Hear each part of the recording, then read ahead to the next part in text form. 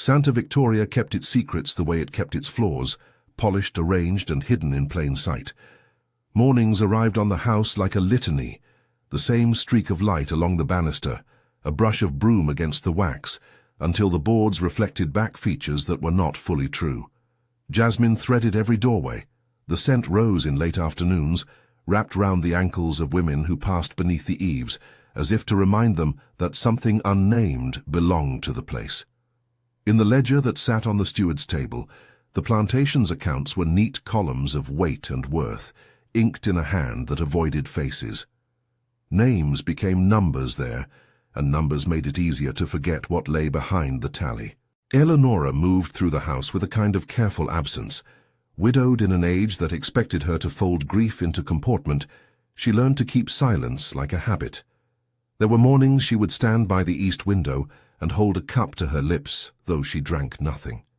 Afternoons she would trace the seam of a curtain, as if it were a page of scripture. The household thought it compassion when she sent pears to neighbours and money for the parish. She thought of those acts as tidy things a widow could perform to dull the edges of a private wound. It was the small ritual in the parlour that belonged only to her and to the darkness that lived behind a closed door.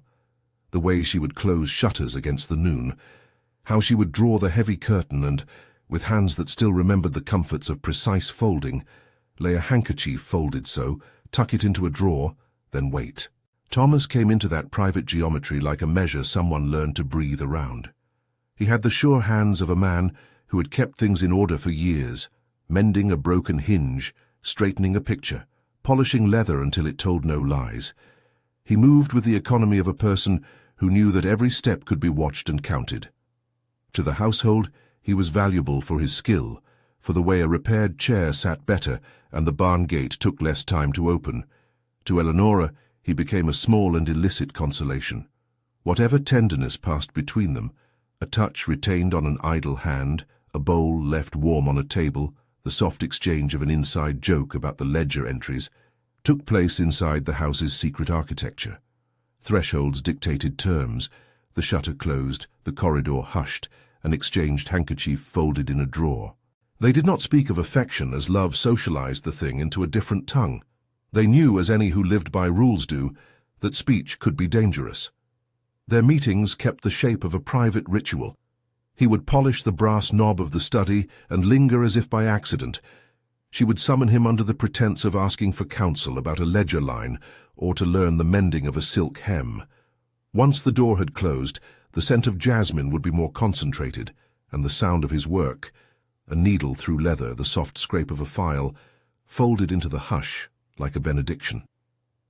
Sometimes she would press a coin into his palm, and then, with more careful fingers than that simple practice warranted, remove it as if unsure she had done right. He would accept it like a man who had accepted worse, and then return it, or place it on the table where it had less power. To those who lived in the house's public wing, their relationship was a shadow that could be explained away. That privacy, however, contained its own economy. In the ledger, there were lines that would now and then record the purchase of cloth, a payment for a mason's day, an entry for grain lost to rain. No line marked the way Eleonora's attention changed the angles of Tomas's world, but attention could change the world. It could become a thing to be owned, a proof to be displayed in secret. That was the risk. The same house that kept the secret could, by its silence, turn tenderness into property. Clarice returned in the season, when the jasmine had reached the banister, and tipped its perfume through the open windows. She came from the convent with the neatness of schooling arranged around her posture. Her hair retained the discipline of a world that taught restraint as a virtue. There was a small hardness to her that had been sharpened in those years abroad, a belief in order that could be mistaken for principle.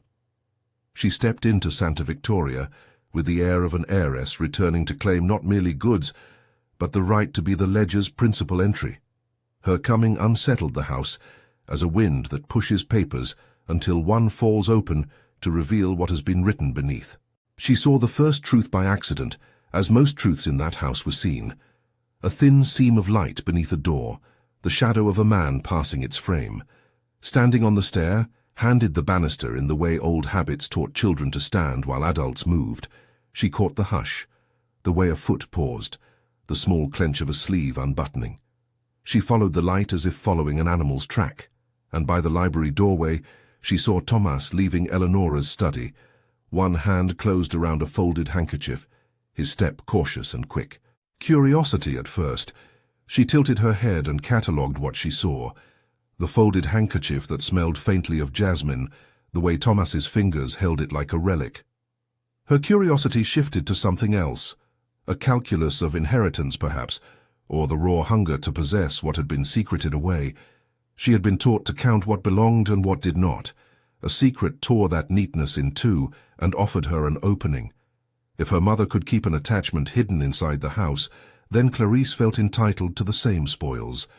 The seed planted on that stair was not filial betrayal, but a hunger that learned how to name itself as right.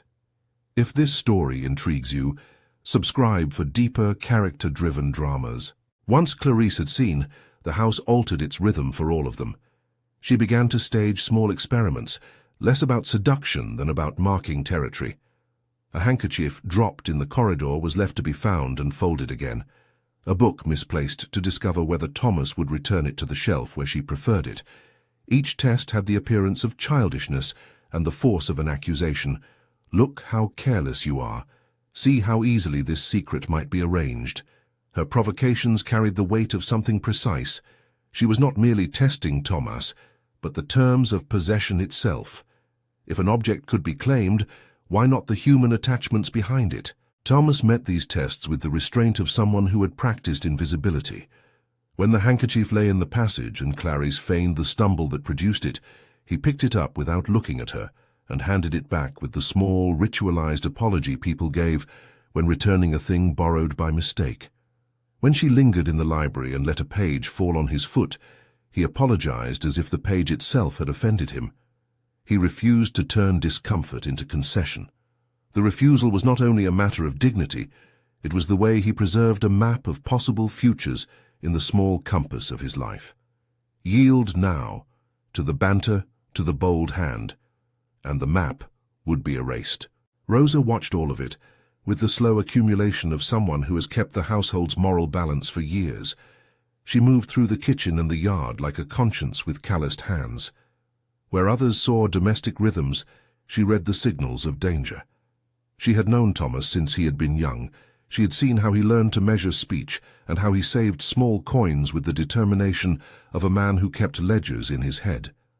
For Rosa, the balance of the household was not a neat ledger, but a living thing. The slightest perturbation could tilt a life into a ruin no amount of charity would repair. "Keep your head," she told Thomas once in the washroom, where the steam blurred faces and permitted a privacy the rooms rarely afforded. "She is the mistress's blood, and blood will do what blood is trained to do. You will not be a thing." He laughed at that, not unkindly, but in a way that acknowledged the absurdity of being spoken of as property in a world that wrote property into ink. "I am not a thing, Rosa," he said, "and I'll not be catalogued." But laughter is not departure. Thomas counted in his mind, as people do who have nothing but the careful tally of small freedoms. Each day he worked, mended, carried. Each day there were minutes stolen when Elonora would let him tend a burnished piece of silver, and then, in the shadow, press a folded cloth into his palm. There was tenderness in the trade, yes, but also a measure of risk that weighed heavier with Clarice's return. The ledger of his life, though not written in the steward's hand, had its own columns: dignity, opportunity, danger. He could not bear the thought of Clarice remaking him into proof of 17th-century spoils. Elonora, for her part, felt the pressure too, though a different one. There were nights when fever pricked her and made her remember, with a clarity that caused her to drop her spoon, things she had meant to erase. When illness came in hushed fits, memory threaded back to an earlier marriage that had been more a social contract than a heart's thing. In the long afternoons she came to rely on the small, illicit humanity Thomas gave her, a hand steadier than condolence, an attention that was warm and quiet. As much as that world had comforted her, it also lodged a stone of guilt that she moved around in her pocket like a second coin. The household watched for signs of it. Guests murmured about the look in her eyes, Neighbors excused it as age. She herself would press a palm against a shutter and think about the ledger, how it allowed her to round up obligations and call them right. But ledgers, she had learned, were poor instruments for the interior tally of a life. She would sign checks and send them with formal notes and feel the hollow of an action that could never unwrite the ledger that had been kept on other people's backs. Clarice's tests evaporated any pretense of private ritual.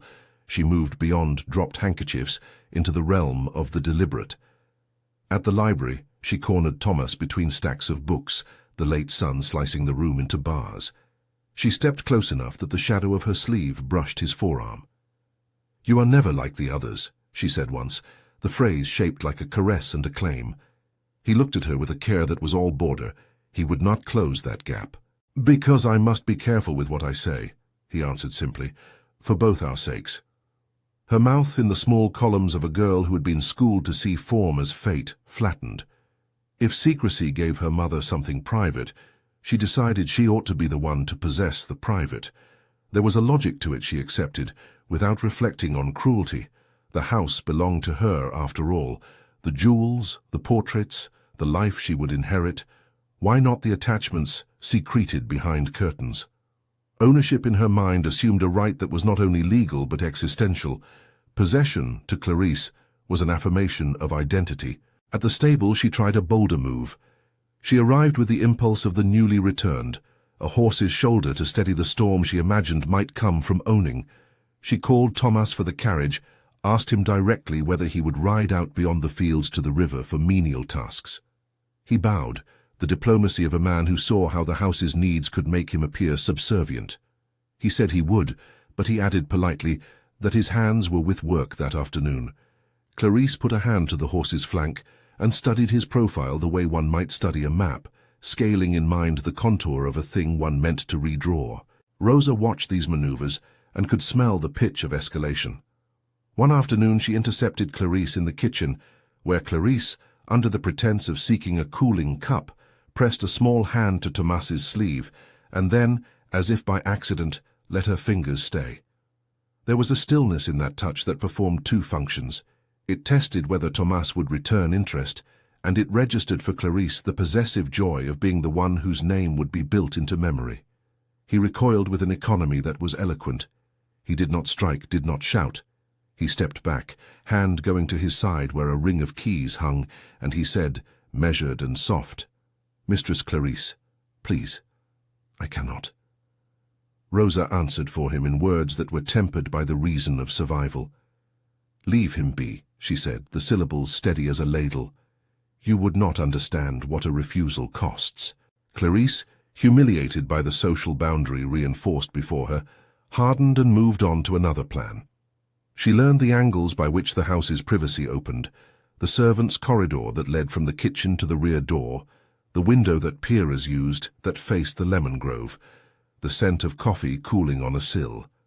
She began to stage scenes in which others, neutral servants, sometimes children, would happen upon Thomas and Elonora, and then, having witnessed something obscure and intimate, carry the image into rumor. Words in a house travel like ants along a crack, and multiply along the ledger of gossip. Thomas, meanwhile, held his dignity, as one holds something fragile, with conscious pressure and the constant assessment of how long it could survive contact. He had been taught to count not only days, but distances. Distance was sometimes the best currency he could afford. When Clarice tried to make him a participant in display, he refused. That refusal, in turn, made him a focus of Clarice's fury. She reworked the trajectory of her own disappointment into targeted acts of humiliation. Those acts were small at first. She would call him by the diminutive given to servants and laugh when he corrected her. She would rearrange a room she thought he loved, only to place there things that declared his unimportance. But cruelty can grow in the bones of the smallest routine. Clarice's actions sharpened into a design that was no longer a childish experiment, but an attempt to rearrange the household's moral furniture to suit her. Thomas's internal ledger responded. He counted the risks Clarice's escalating actions posed to Elonora, to himself, and to the others under the household's roof, to Rosa, to the children of the cooks who learned caution as a doctrine. Each strike of Clarice's contained a possibility for harm that went beyond him. Rumor might empower a neighbor to speak, might make the steward keep closer tabs, might reschedule the household's patterns in ways that left scars. Rosa, with her old hands and an accumulation of memory, saw the danger. She met him one evening on the back steps, where the jasmine draped and the servants kept watch in case the house needed a hand. The night was the color of a closed ledger. Only the moon read its margins. "You have to go," she said, not as command but as a map. She had been seeing him save small coins, tuck them away beneath boards, count days as if they were items to be freighted. "You'll be safer if you make yourself a distance she cannot find." Thomas stood with his palms resting on the rail, the wood warm from the day's sun. He let the idea move in him like a tide that returned with a stronger push.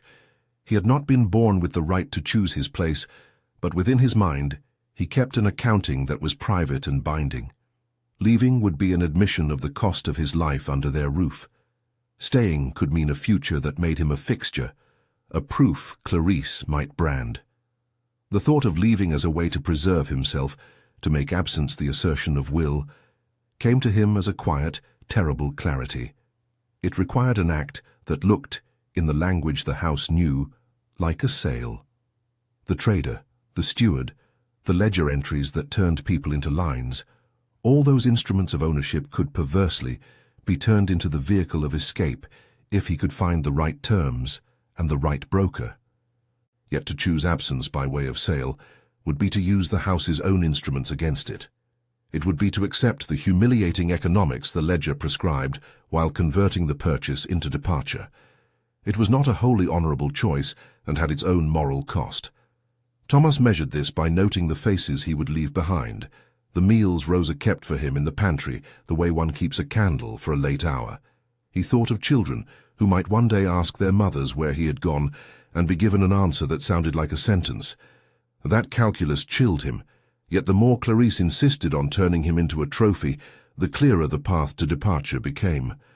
Elonora, in the meantime, felt a fever rise that pressed memory against the curving walls of her mind. She had begun to forget things in ways that frightened her. An unpaid note overlooked, a name on a parcel smudged. The doctor's visits were perfunctory. The steward gave reports that read like meatless accounts. The household called it age and conceded to it as a fact. In the small hours, when sleep eluded her, she thought not of the ledger's columns, but of hands that had been kind. She touched the places on the table where Thomas had polished, and where his fingerprints, if one looked hard, remained like faint etchings. Guilt perched like a sparrow, light and without blood, yet persistent. One late afternoon, Clarice staged something that would shift the shape of the house for all of them. She arranged to have a music teacher come. She invited guests under the pretense of matrons and relatives to show that she had returned whole and commanding. She wanted to see, in front of witnesses, whether she could force the truth of the private to bow to the public. When the music teacher's carriage arrived, the house buzzed with the precise choreography of arrival. Elonora sat in the parlor, pale like a page slowly whitening, and Thomas passed by to arrange a chair near the window. A guest, who had been shown the proper seating, lingered in the doorway. A stranger's eye is untrained and can catch what a household can only suggest. Clarice moved through the room with the lithe confidence of someone used to being watched. She let loose a laugh that sounded like glass, and placed a hand on Thomas's sleeve in the way a mistress might touch an object she intended to keep. "Come show me the tuning," she said lightly, as if the command had been trivial. In the hush that followed the soft string of notes, the room seemed to drop a degree, as if it had been waiting for a thing to break. Thomas, as always, kept the control of someone who had worked too long at restraint. He did what he was asked, but his eyes avoided Clarice with a deliberate diversion. He looked at Elonora instead, and in that instant, something passed like a ledger adjustment in miniature. The brief known exchange that said, "This person is not yours to mark." Clarice watched that look, as if it were a page that might be smudged to the right name. After the guests left, and the music's echoes smudged into the parlor's upholstery, Clarice found herself alone with the study door ajar. She stepped into the corridor where early shadow pooled and discovered, again by accident as all dangerous things find one, the faint seam of a hand-bound letter peeking from under the door of Eleonora's room. It had not been there in the morning. It smelled faintly of tobacco and jasmine, two things that, when placed together in that house, made a meaning that no ledger could confess. She picked it up as if it were proof. The paper was folded twice, written in a hasty hand that belonged to someone who wanted not to be quoted. She could not read everything, the letters blurred at the edges like wet ink, but enough was visible to feed the machinery of her obsession. The notions that had been simmering in her now found fuel. If her mother had secrets, then Clarice would take them and reforge them into property. Possession would be the thing that made her whole. Thomas, for his part, had begun to feel the house close as a throat. He started arriving earlier to his tasks and leaving later, not out of extra duty, but to practice the small economies that made him less visible. He began to tuck small savings into the seam of a board in the workshop.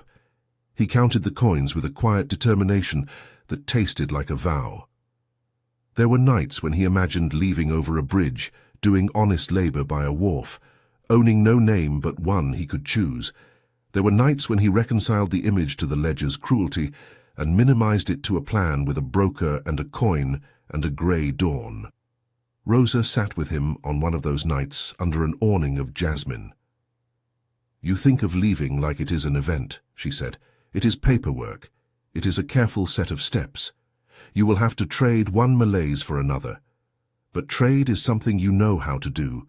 You know the value of small things." He looked at her in the deeping dusk. "I want to be able to walk without being pulled by someone else's will," he said, "even if the road I take is paid for in a way I do not like." Rosa held his hand like a ledger keeper who confirms a balance. "Then keep your account clean," she said. "Be deliberate. Do not be bait for a child's fury." Clarice, meanwhile, moved from staged accidents to bolder confrontations. She placed herself where glimpses could be misread, where a servant might see too much and carry a rumor like a coin from hand to hand. Her acts were not simply about Thomas, they were about dominance, an assertion that she could remap the privacy of others into tokens that would prove her right. The house's private rooms, until recently closed with the consent of its mistress, became the impromptu theatre in which Clarice practiced power. Her tests were cruel, precise, and, for those who lived by slender margins, dangerous. That night, after a row of candles guttered in the parlour and the house settled into the sound of its own breathing, Thomas sat and rubbed a coin between his fingers, as if feeling its weight could answer the question in him. The ledger of Santa Victoria, with its tidy columns, would not accommodate the interior accounts he kept.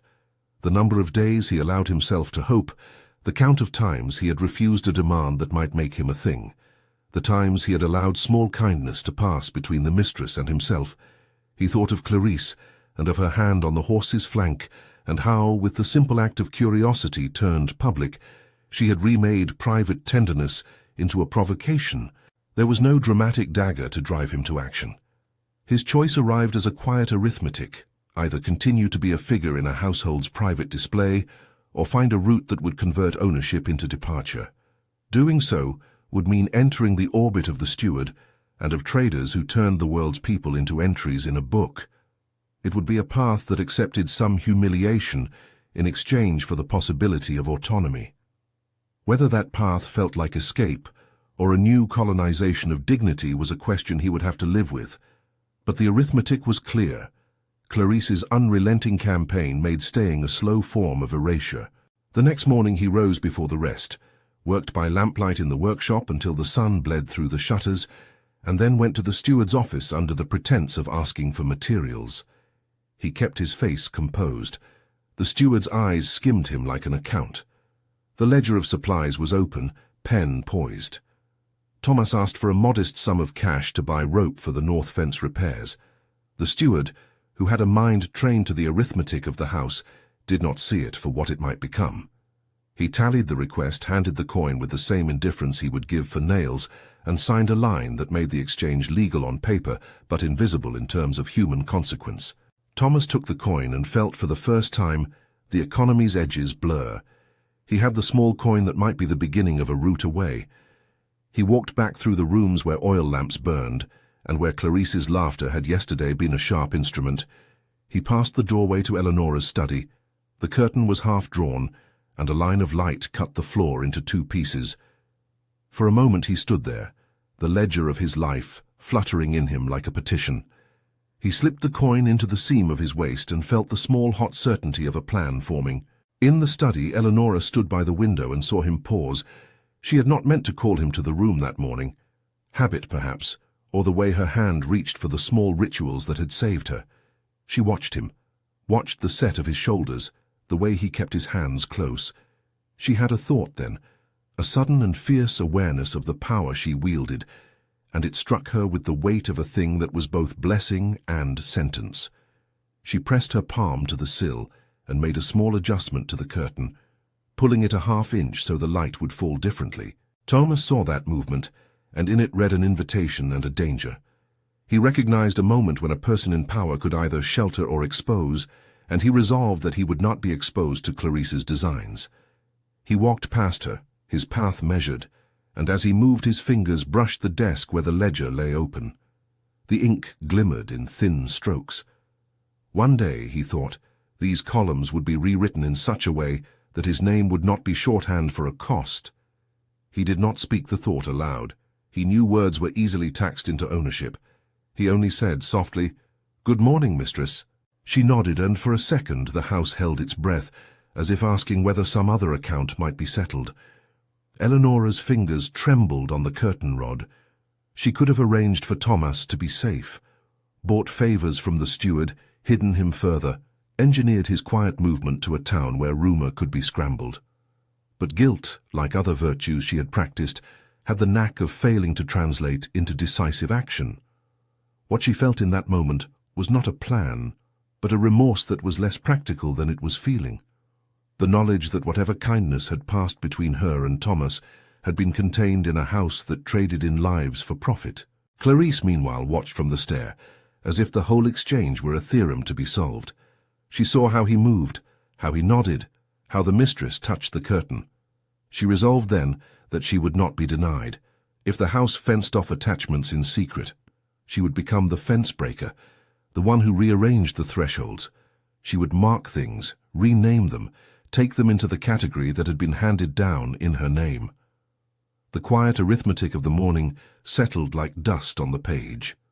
In the workshop, a man with an eye for timbers counted boards and wrapped coin in a cloth.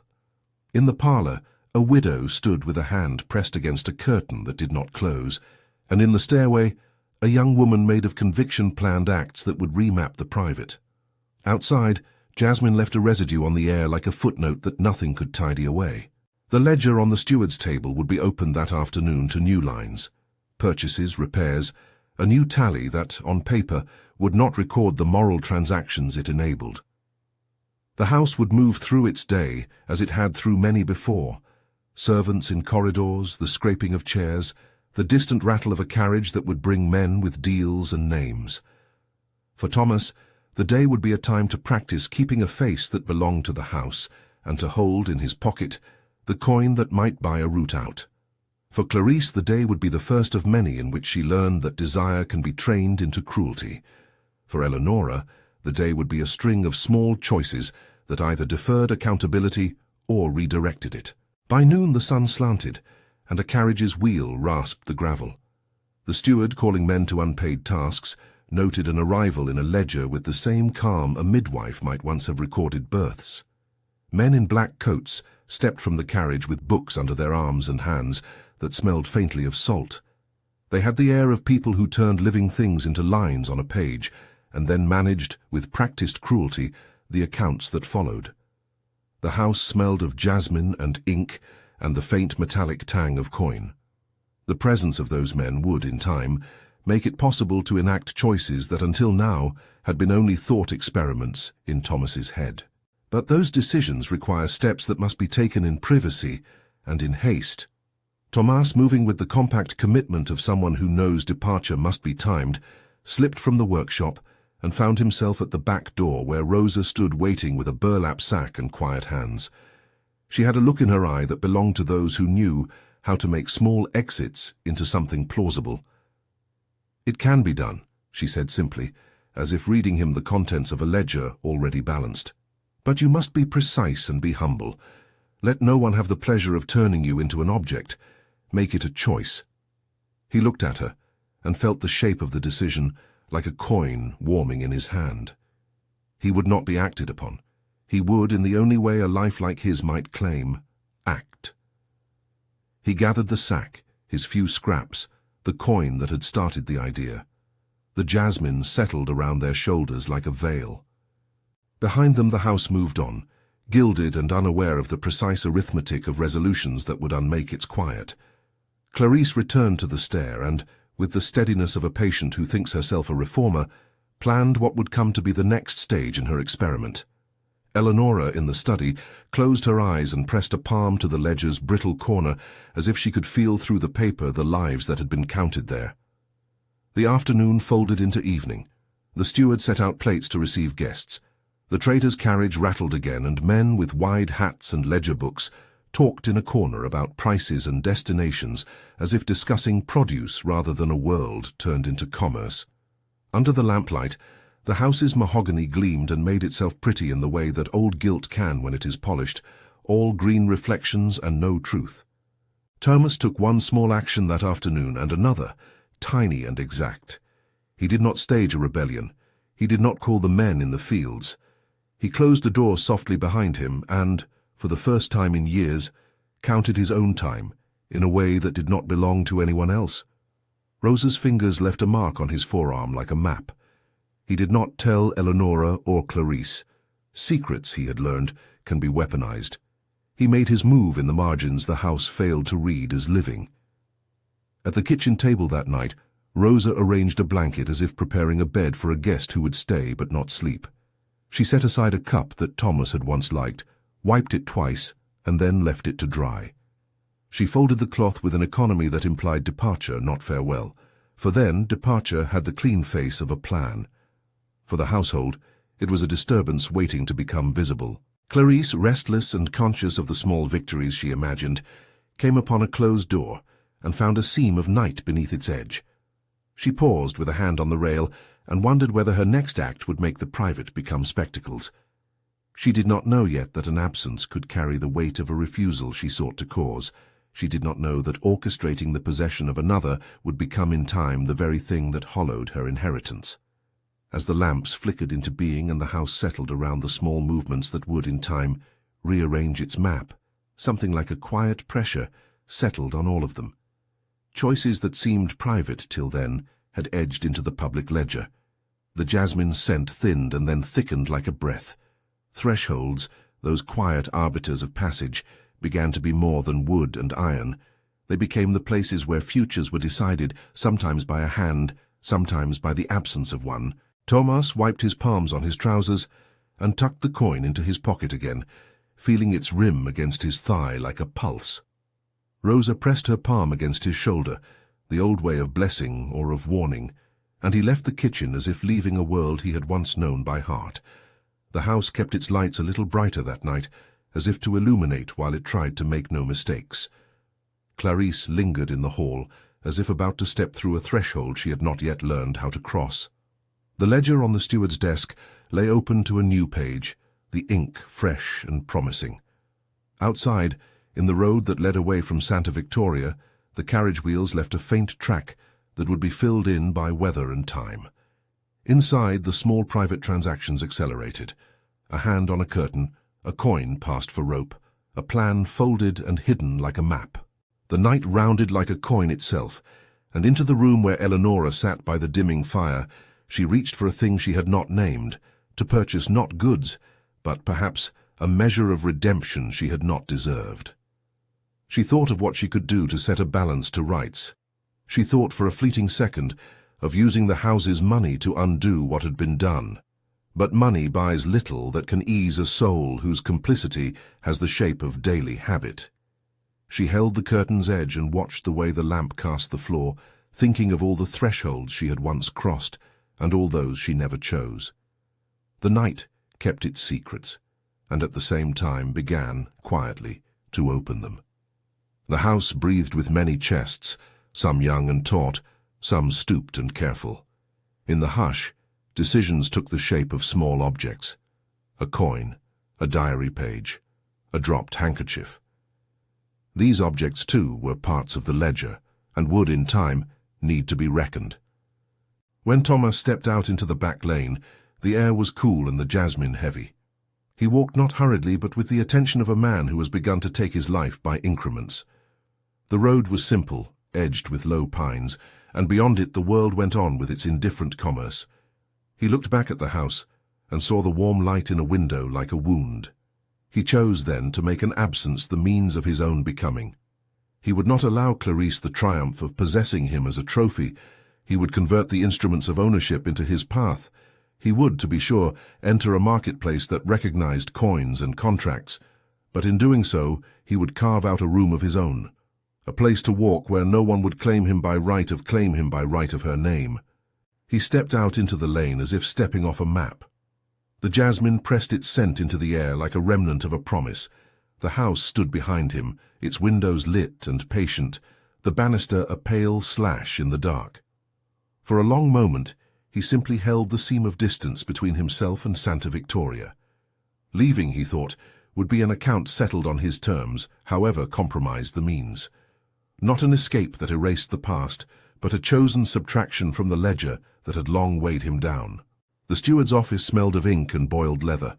The room's single window looked into the yard where men stacked bales of hay, and the tick of the clock made time into something that could be divided into duty. The steward kept the plantation's business as a man might keep a family Bible, with a certain precise cruelty.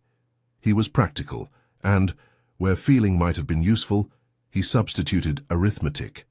When Thomas said, plainly and without flourish, that he wished to be sold to the trader who took consignments to the coast, the steward clicked his tongue and opened the ledger. "Why would you ask for this?" the steward asked, not quite pitying and not quite businesslike. Thomas unfolded the sentence quietly, like a clean cloth. "Because if I am an entry, I will make the entry lead somewhere I can walk from," he said. "If men must sign lines for me, then let my line end where I might begin again." The steward looked from him to the ledger, where ink could be washed into any contour the hand desired. "You will be sold at market price," he said. "You understand there is risk. You will go where the buyer directs. If you are to ask a trader to take you, we have to have it spelled." Rosa, who had come with him as witness and counsel, answered in the stead of more visible compassion. "He has coin begun," she said. "He has savings, and he chooses his route. Do what you must, but be precise. There are traders who promise much and passengers who promise less." A messenger announced the trader's arrival at the gate. Men with travel-worn coats and ledger books under their arms stepped into the parlor as if they owned the light. Their hands were not unfamiliar to the steward. They negotiated borders and prices the way other men negotiated the sale of grain. The trader's eyes took the room in one precise sweep. He met Thomas with the economy of a man who appraised things quickly and then decided what to make of them. "What's your price?" he asked the steward first, the question a ritual that turned people into sums to be balanced. The steward named a figure, inked it into the ledger. Clarice, who had been waiting as if the room were theatre, watched with a face grown narrow and intent. She did not sit. She lingered near the doorway where the light thinned and the wood cooled underfoot. Thomas, in the same breath as business was being done to him, found the moment to speak to the trader. He did not ask for pity. He asked for terms. "If you buy me," he said, "I ask that you take me to the North Quay, that you find work aboard a ship that will take me to a town where I can hire myself out for wages, that you do not sell me farther inland, where I will only pass from one master to another. I cannot bargain with kindness. I only bargain for a place where I might begin to keep accounts that belong to me." The trader's smile was quick and tasting of salt. "Those are specific terms," he said. "They make you less saleable on a wide market. They might lower my profit." "Then lower your price," Thomas said simply. "Lower the price, and I will be yours." There was a hush around that bargain. The steward's pen paused as if considering whether the ledger could contain such particularity. The trader considered profit and the likelihood of a town buyer. He measured Thomas with the same practical gaze he used on the barrels of goods the brigantines carried. Profits could be shifted if necessary, and sometimes a certain steadiness in a laborer was worth undercutting immediate return. Clarice, overhearing that negotiation, moved like a tide inside her own chest. The idea that the man she had set her mind upon might leave by his own choice drove her hands to whiten on the banister. She attempted one last resort, an offer of her own. She stepped forward and declared, with a voice that tried to wear civility like a gauntlet, that she would purchase him. She would pay the trader whatever sum he demanded and keep him within the house's close walls. For a young woman intoxicated by the thought of possession, there was no argument that need be more persuasive than a purse. Thomas looked at her without flinching. "Mistress Clarice," he said, "you are generous with what you think you own. I am grateful for courteousness, but I will not be kept as proof of someone else's will." Elonora, arriving at that moment with a shawl wrapped about her shoulders, heard the voices, the measures of trade, and felt the room narrow like a throat. She had, in fits and starts, the consciousness to understand what selling him meant. She could see in her mind the ledger's columns aligning, the ink pressing people into categories that had once been convenient. She could have spoken then, urged restraint, used her influence with the steward. There were ways she might have veiled the transaction, made it impossible. But guilt is not the same as courage. It does not always yield a plan. She began, and her voice broke in a way that was less confession than a reveal of fatigue. She extended a hand toward Thomas, but it trembled with fever and the claw of old habit. Her eyes met his for a sliver of a second, and in that slice something like apology passed without words. "I would see you safe," she said. "I have funds. I can—" Thomas inclined his head, the movement of a man who honors a pity that is offered late. "Mistress," he answered, "I leave by design. I will not be the object of your remorse." The trader nodded as if the terms had been decided. He drew a small contract and read it aloud in the business-like cadence that turned the room into a court of commerce. The contract named dates and locations. It recorded the sum. The steward wrote, the ink dried, and the ledger accepted another life as a line. Clarice protested in clipped phrases, in offers that turned on their heel into threats. She pressed her hand to the desk and watched the ink as if the page were a wound she might heal by touch. When at last the coin changed hands, shiny, weighty, the physical proof of a calculation, Thomas felt the world acknowledge the bargain. He had used the plantation's own instruments to recalibrate his path. Departure was both smaller and more shattering than any of them expected. Men came to collect him with a low-beamed wagon, not a flamboyant procession. Rosa gave him a small bundle of food. She pressed it into his hands with fingers that trembled like a balance. She would have given him more if she possessed it. "Walk steady," she told him. "Remember who you are when they say who you must be." Clarice tried at the gate. She stepped forward, the whole of her cultured education collapsing into a raw demand. "You will not go," she said. "I will buy you. I will make you stay." He met her look, and as if the answer belonged to a ledger lodged deeper than their quarrel, said, "You cannot keep me for yourself. You can only name me what your will desires. I will not be the thing you prove with." At that, her hand struck the air, not his body. It was a gesture. It was humiliation turned into a blow against the world that had thwarted her. Elonora, frail and fevered, stepped forward then with a sudden force that alarmed the steward. She placed one hand on Clarice's shoulder, the other on Thomas's arm. "No more," she whispered, as if a woman's whisper might compel the ledger to rewrite itself with mercy. "No more of this." But words at that moment were the wrong currency. The trader's men unfastened the harness, the wagon creaked, and Thomas climbed up with a steadiness that belied the chaos left behind. He turned once at the gate, looking at the house as if reading a last line in a book he would not reopen. The jasmine bowed as if to mark the passage.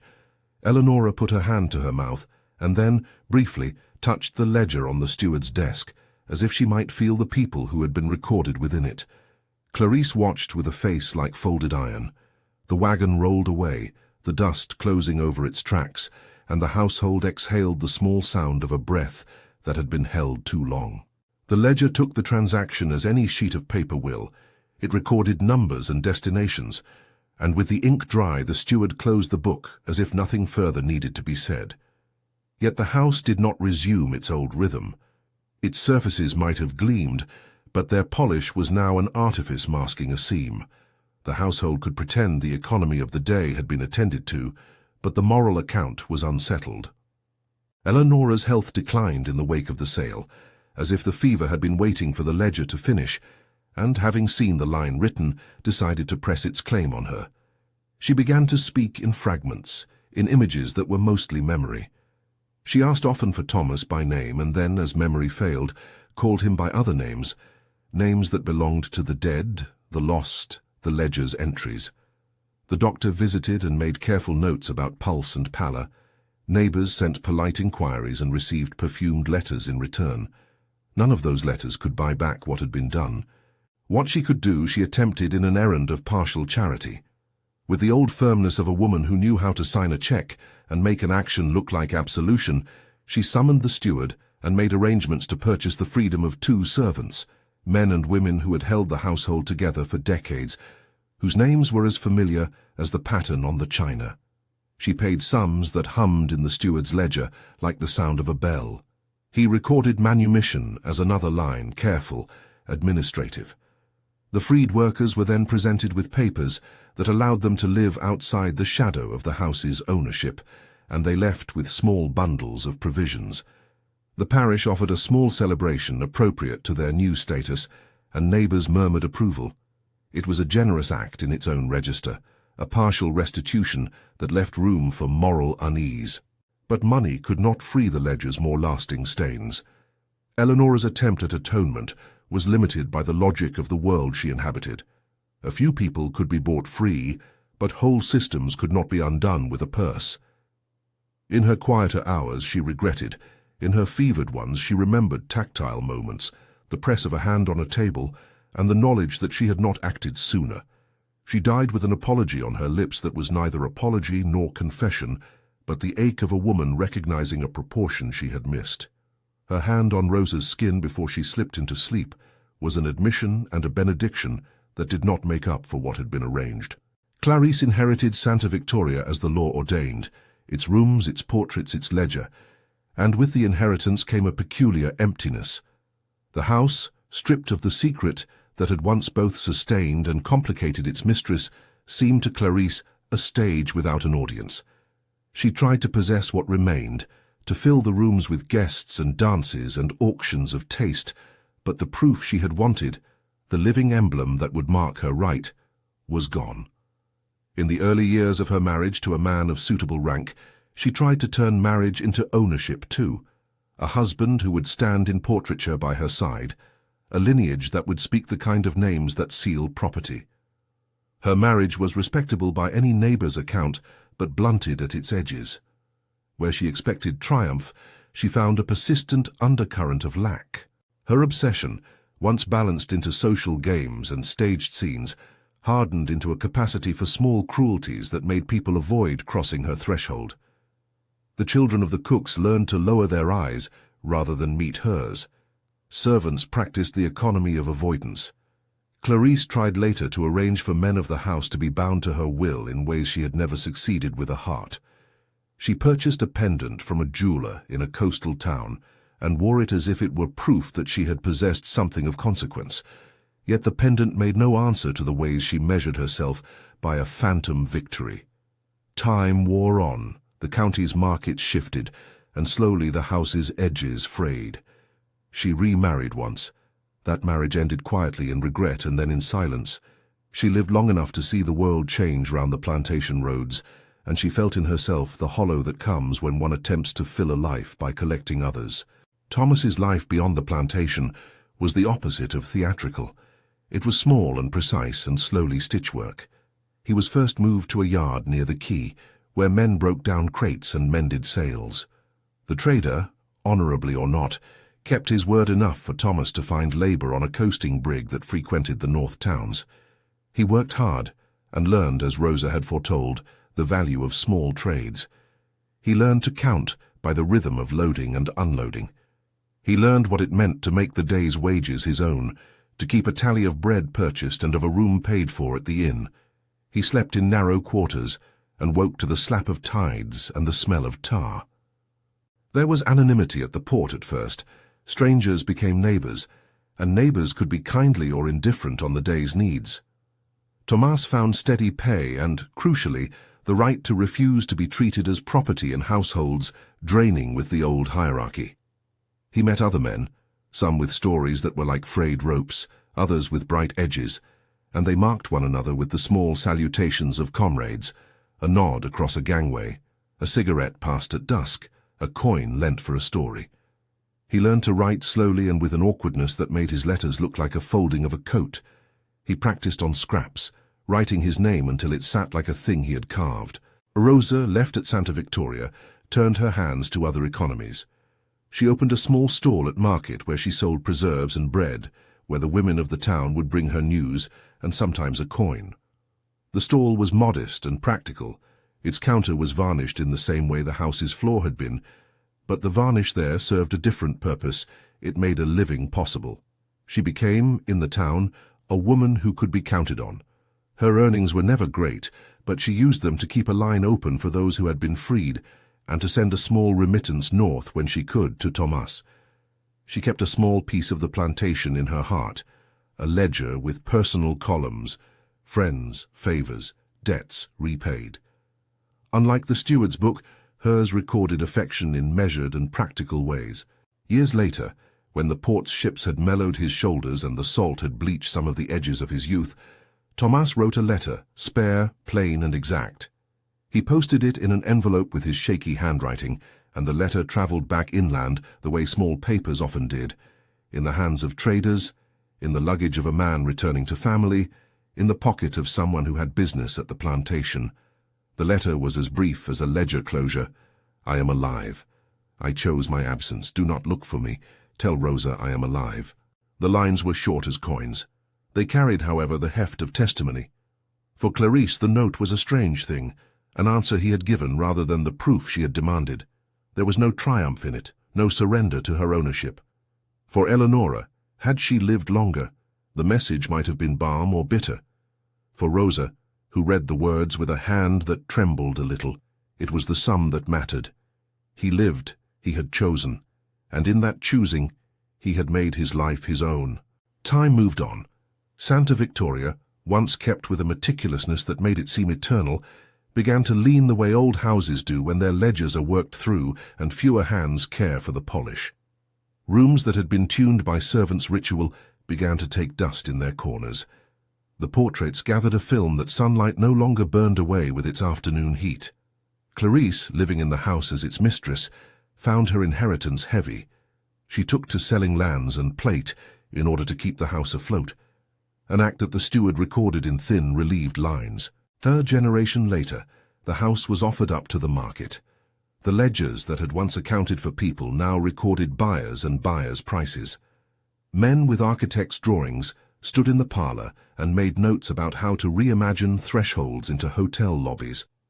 A company, speaking in tones of progress, purchased Santa Victoria, and over time, a hotel rose where the waxed floors had once reflected the faces of those who kept quiet.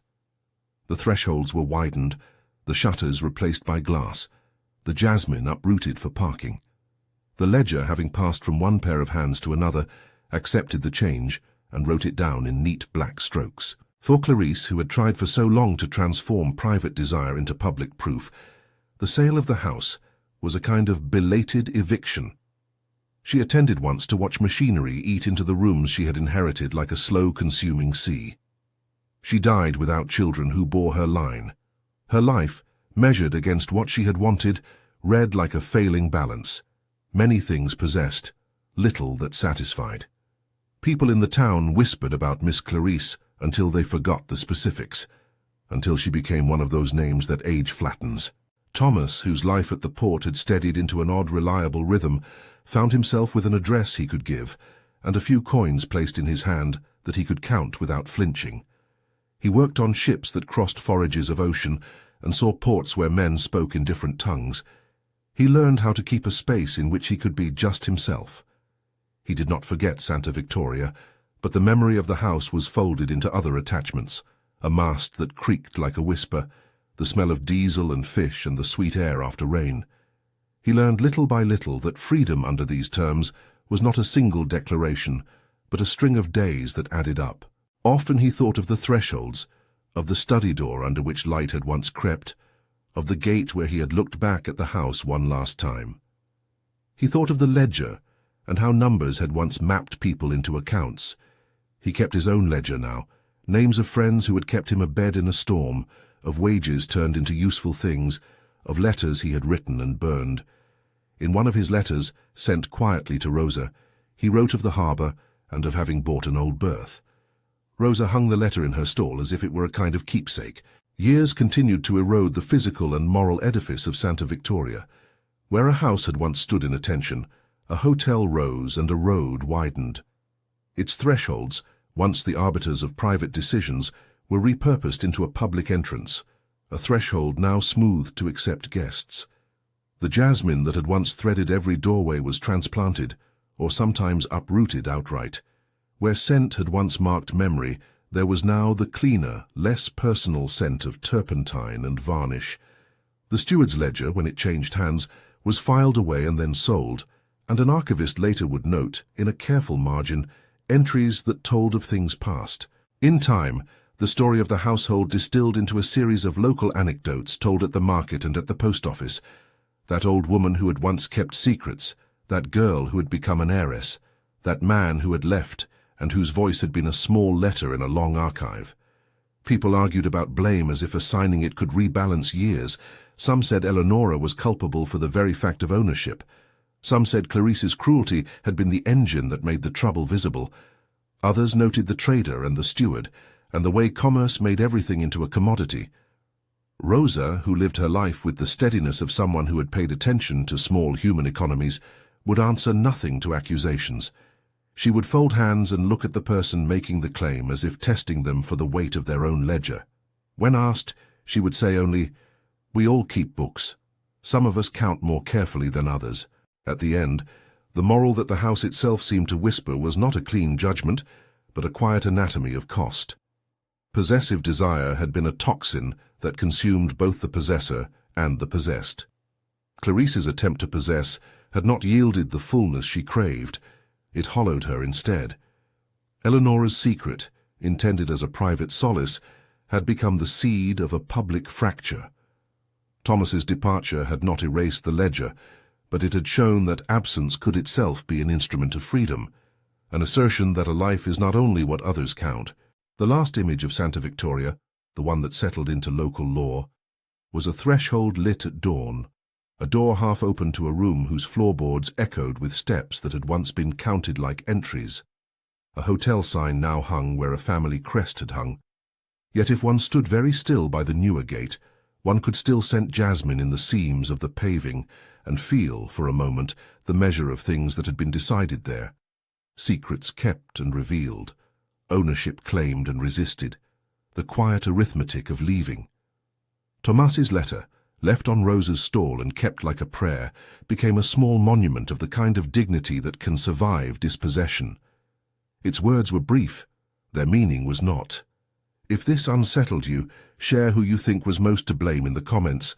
Subscribe for more stories that probe desire and consequence.